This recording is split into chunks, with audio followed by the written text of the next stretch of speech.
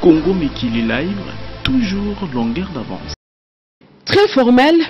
c'est au cours d'une réunion ce dimanche 15 février 2015 au Palais de la Nation que le président de la République, Joseph Kabila Kabange, a fait l'annonce de la mesure du gouvernement congolais concernant la renonciation de la participation de la MONUSCO aux opérations dans l'est du pays de désarmement forcé des FDLR. Le chef de l'État, dans sa communication aux diplomates, a également dénoncé les comportements observés depuis peu, dont les chefs de certains d'entre eux. Le chef de l'État a rencontré les représentants spéciaux des Nations Unies et un certain nombre d'ambassadeurs représentant les principaux partenaires de la République démocratique du Congo autour de deux points. Le premier point a un rapport avec nos relations avec la mission des Nations Unies pour la stabilisation de la République démocratique du Congo, MONUSCO, en relation évidemment avec les opérations que les FARDC viennent de commencer pour le désarmement forcé des FDLR. Et le deuxième point concernait le comportement général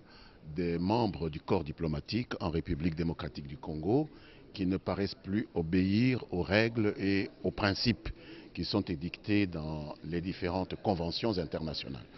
S'agissant du premier point, le président de la République a bel et bien confirmé le fait qu'il n'avait ni lui ni son gouvernement aucune connaissance du contenu du dossier des deux officiers qui ont fait problème dans les conditionnalités mises par les responsables de la MONUSCO pour annoncer le retrait de leur appui aux opérations de la MONUSCO.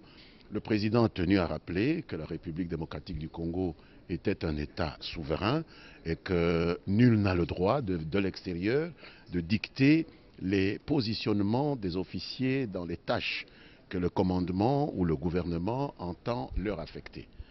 Et que dans cette affaire, dans la mesure où le gouvernement n'a pas été informé du contenu d'un dossier quelconque contre ces officiers, le gouvernement, même s'il avait été informé, était le seul à prendre une décision quelconque. En conséquence de tout cela, de toutes ces contradictions que l'on a observées de la part de nos partenaires de la MONUSCO, surtout dans la communication sur ce dossier concernant les FDLR, le chef de l'État qui a rappelé que même en ce qui concerne les opérations contre les M23 et les ADF Nalou, les FARDC ont toujours commencé seuls ces opérations avant de se faire rejoindre en cours de route. Après moult discussions, le chef de l'État a annoncé officiellement à ses partenaires la renonciation de la République démocratique du Congo à tout soutien de la MONUSCO dans l'opération contre les FDLR, l'opération de désarmement des FDLR. Cette opération qui a été bel et bien commencée va donc se poursuivre par les seules forces armées de la République démocratique du Congo qui ont déjà réussi à réduire le nombre de ces FDLR de plusieurs dizaines de milliers à 1 millier seulement maintenant et qui ne vont certainement pas faillir à la mission de désarmer le millier qui reste. Donc aujourd'hui, la République démocratique du Congo vient de renoncer à l'aide de la MONUSCO concernant les opérations contre les FDLR. C'est la décision qui a été annoncée.